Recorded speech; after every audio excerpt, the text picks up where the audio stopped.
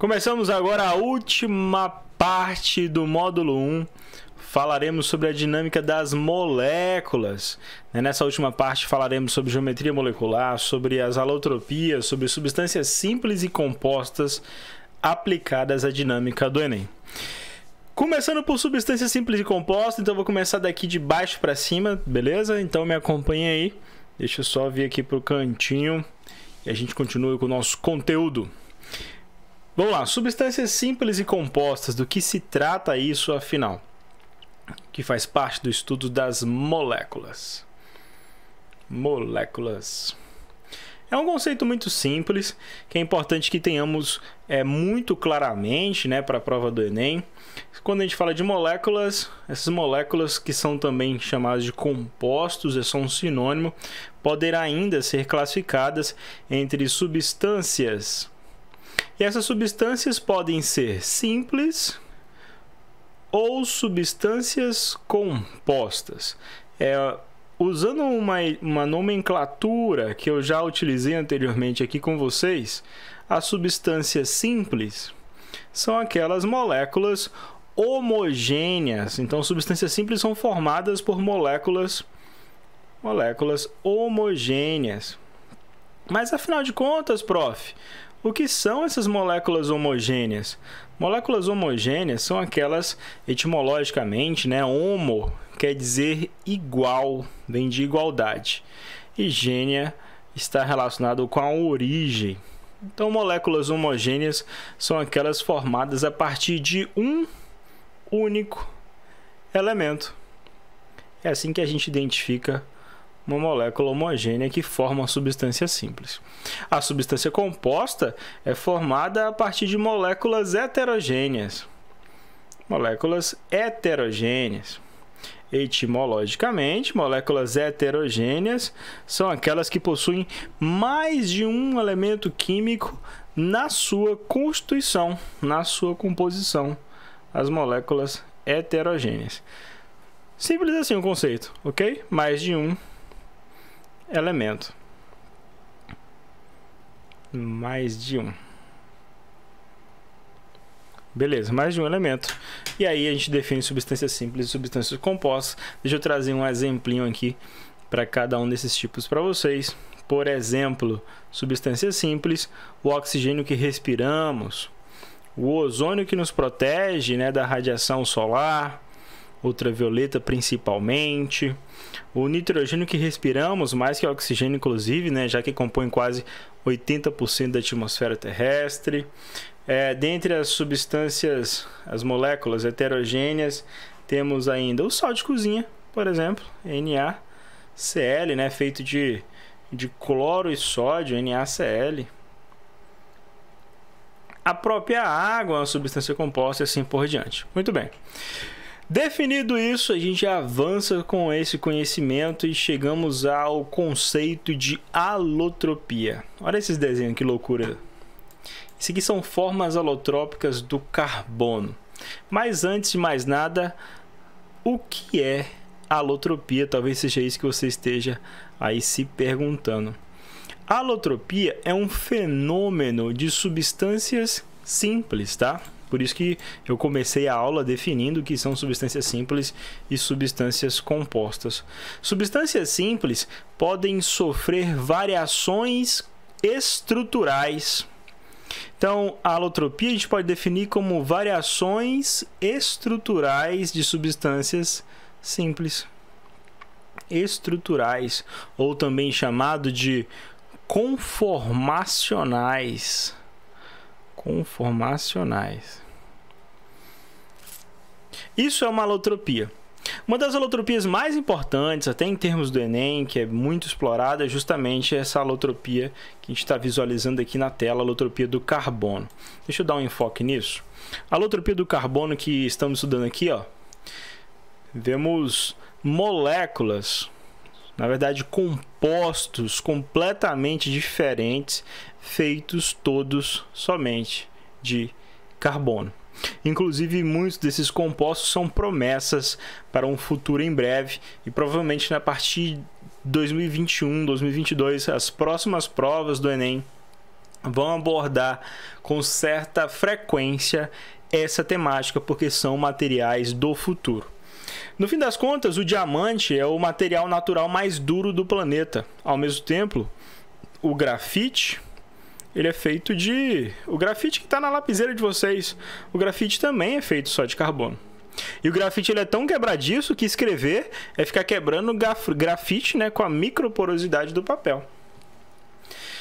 Só que como assim? O material mais duro do planeta, o material tão quebradiço quanto minha lapiseira, é feito do mesmo material? Exatamente. A única variação que há entre o diamante e o grafite não é de composição, é de estrutura. O grafite tem esse formato aqui de estrutura que vocês não precisam saber disso por Enem.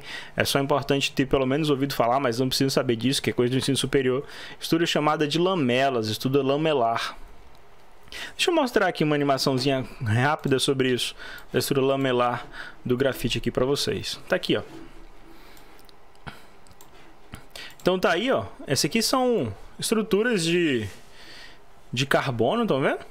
Que constitui o grafite. São camadas, né? São filmes de carbono, tá aí, bidimensionais. Não chega nem a ser uma projeção tridimensional. Observa aqui também que isso não é uma molécula orgânica, tá?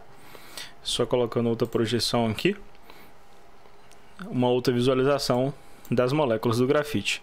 Por isso que é tão quebradiço. Essas moléculas, essas camadas sobrepostas podem simplesmente ser retiradas, né? Podem deixar de sê-las. Isso aí é grafite e diamante. A diferença essencial do diamante é que o diamante ele tem uma estrutura reticular cristalina muito bem definida. Olha só a estrutura reticular cristalina aí do diamante, que devido a essa estabilidade da estrutura em rede é um material tão duro. Então, esse é o fenômeno da alotropia. E vamos ao estudo das geometrias moleculares. Ocorre que as moléculas no espaço tridimensional, elas possuem formatos. E esses formatos, a gente passa a conhecê-los melhor a partir de agora. Inclusive, é esse formato que pode interferir de uma forma gigantesca na propriedade dos compostos. E para conhecer as principais geometrias moleculares possíveis, eu vou abrir agora um simulador para a gente dar uma olhada juntos. Então tá aí na tela já. Então temos aí um átomo. Esse átomo no espaço ainda não tem um formato, né? Mas quando eu tenho dois átomos, já existe uma molécula aí, né? Feita da junção desses dois átomos.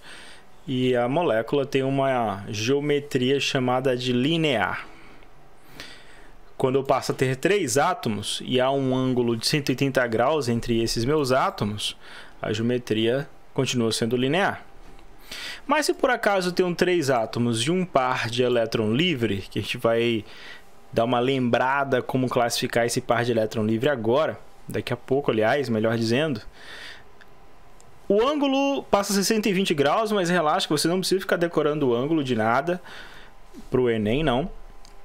E a geometria molecular muda, passa a ser a geometria chamada de angular, está aqui no inglês bent, geometria angular. Se por acaso tenho dois pares de elétrons livres, não muda, continua sendo angular, a menos que eu tenha três pares de elétrons livres, que a geometria volta a ser, olha só, volta a ser a geometria linear para essa molécula. Mesma coisa se forem quatro pares de elétrons livres, apesar de ser uma mistura extremamente rara. Quando eu tenho agora quatro átomos, três átomos ligados a um átomo central, e não tem repulsão causada pelos pares de elétrons livres, a geometria é chamada de trigonal plana.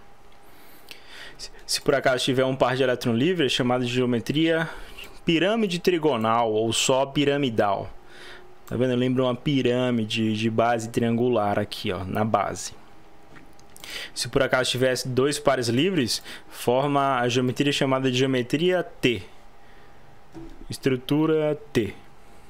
Com ângulos retos, inclusive de 90 graus. Quando eu tenho 5 átomos ligados, 4 ligantes ao átomo central. O nome dessa geometria é tetraédrica. Essa geometria é uma das principais de todas, é porque é ela que compõe a geometria tridimensional das moléculas de carbono, das moléculas orgânicas. É essa geometria aqui, tetraédrica, que o carbono, como átomo central, promove. Se eu tiver um par livre, ela vira a geometria chamada geometria da gangorra. A geometria da gangorra, agora ficou melhor de visualizar, né? Não é à toa que é chamada de geometria da gangorra, com ângulos retos. Se tiver 2 pares livres, vira geometria quadrado-planar. Ou geometria do quadrado no plano, né? É uma geometria bidimensional ainda, ó. Dá para sobrepor, deixa eu tentar sobrepor. Olha aí. Uma geometriazinha bidimensional. Se por acaso eu tiver agora um total de 1, 2, 3, 4, 5 átomos ligados ao átomo central, 6 átomos no total. Essa geometria é chamada de geometria de bipirâmide trigonal. Basicamente é uma pirâmide voltada para cima e uma pirâmide voltada para baixo. Uma geometria já bastante rara, mas todos os ângulos são retos, geometria bipirâmide trigonal. E aqui temos uma pirâmide de base quadrada. Olha só. Aqui a base da pirâmide quadrada, o cume, que eu estou balançando aqui, é uma pirâmide de base quadrada. Desconsidere a nuvem de elétrons livres. Já estamos chegando à última geometria, que é essa, a geometria octaédrica. Em termos de prova Enem, isso é mais que suficiente, até a geometria do modelo octaédrico. Então, essas são as geometrias moleculares possíveis. E a gente vai dar uma relembrada de como classificar, né? Como que funciona essas classificações. Deixa eu só aproximar aqui a minha mesinha gráfica. Essa tabela também traz um resumão sobre as geometrias possíveis aí para vocês, sendo que até o Enem a visualização é mais simples. Geralmente no Enem só cai no máximo esse conteúdo até a geometria tetraédrica, tá?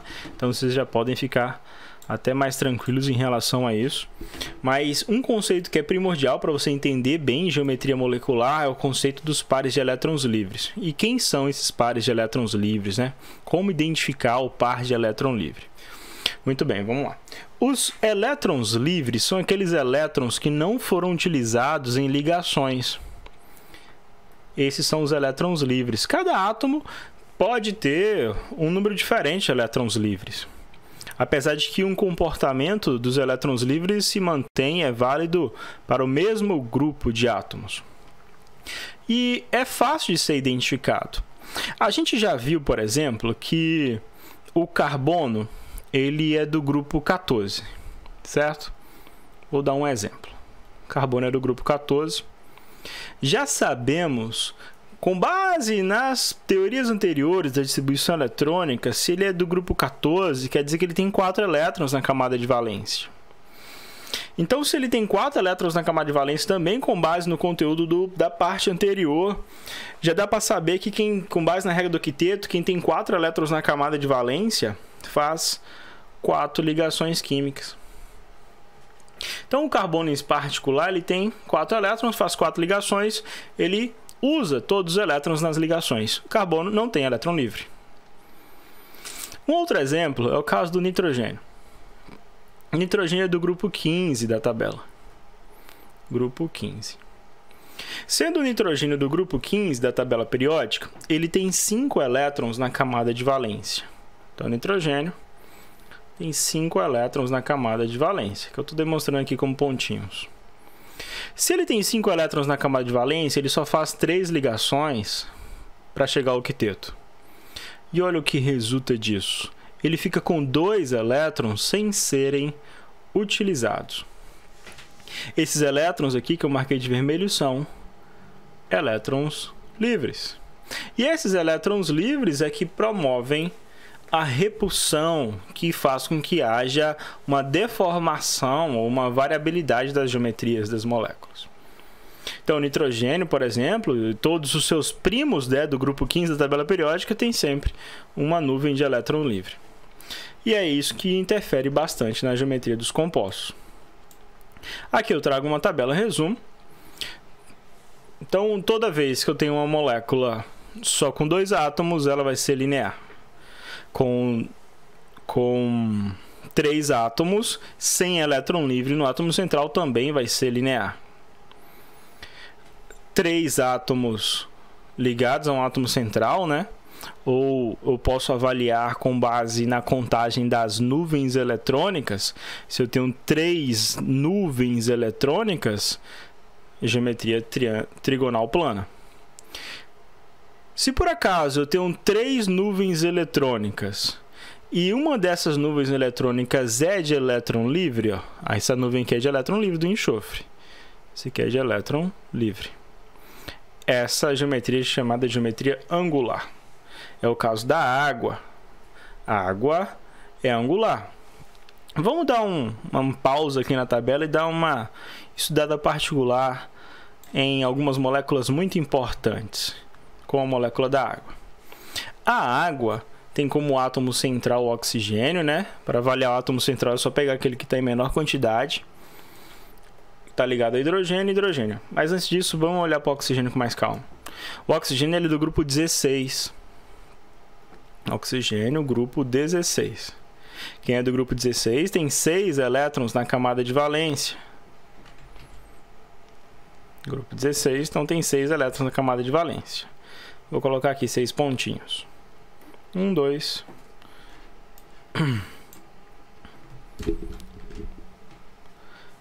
1, 2, 3, 4, 5, 6. Já coloquei na forma de traço, espera aí. Então ele vai ter 6 pontinhos, 5, 6. No fim das contas, ele está ligado, né? Faz 2 ligações. Quem tem 6 elétrons na camada de valência só faz 2 ligações para chegar a 8 e obedecer a regra do quinteto. O oxigênio ele tem 2 pares de elétrons livres. Esses 2 pares faz com que ele tenha uma geometria angular. Se ele não tivesse esses 2 pares de elétrons livres, ele seria linear. Mas, na verdade, ele é angular. A forma mais correta de demonstrar a molécula de água é assim. As 2 nuvens de elétrons livres ficam em cima, causando repulsão. Essa nuvem de elétron livre ela não fica parada, ela fica balançando para lá e para cá, o que obriga a ligação a descer. E aí forma aqui o ângulo que foi citado anteriormente. Outra molécula muito importante é a molécula do gás carbônico. O gás carbônico é muito importante, eu já falei sobre essa molécula anteriormente, né? Nem adoro falar sobre o gás carbônico, até porque está relacionado com os fenômenos ambientais, né? Há diversos fenômenos ambientais. A molécula do gás carbônico tem um carbono como um átomo central, a gente já falou sobre ele, tem 4 elétrons, faz 4 ligações, faz 2 ligações com cada oxigênio. Observa, de novo, outra molécula de 3 átomos. Mas nesse caso, o carbono ele não tem elétron livre. Ele é sem elétron livre. Como o meu átomo central carbono está sem elétron livre, o resultado disso é que ele não tem aquela repulsão promovida pelos elétrons livres e a sua geometria é a geometria linear. Essa é a geometria do carbono. 2 moléculas muito importantes. Voltando para a tabelinha, já fechando. O caso das moléculas tetraédricas, né? O carbono aqui fazendo 4 ligações com diferentes compostos, 4 nuvens. Cada nuvem, tá? Eu tô falando nuvem. Cada nuvem é a mesma coisa que um par, tá? Um par de elétrons das ligações químicas. Tá aí uma geometria tetraédrica. Quando eu tenho 4 nuvens, mas uma nuvem é de elétron livre, é o que acontece na molécula do amônia. A gente acabou de falar sobre o nitrogênio, né? O nitrogênio tem par de elétron livre. A geometria formada é a geometria piramidal. E por último, quando temos 4 nuvens, mas também 2 nuvens vêm de par livre, é o caso da molécula de água que a gente acabou de falar. Tentaria formar um tetraedro, né? Mas o resultado é uma geometria angular. Essa ilustração do segmento geométrico aqui é só a explicação de onde ficam posicionados os pares de elétrons livres dos átomos, mas vocês não precisam esquentar muito a cabeça com isso não. E com isso nós finalizamos nossa módulo 1. Falamos sobre substâncias simples, compostos, alotropias e as geometrias moleculares possíveis. Esse conteúdo caiu recentemente nas provas do Enem. A gente vai ver questões agora.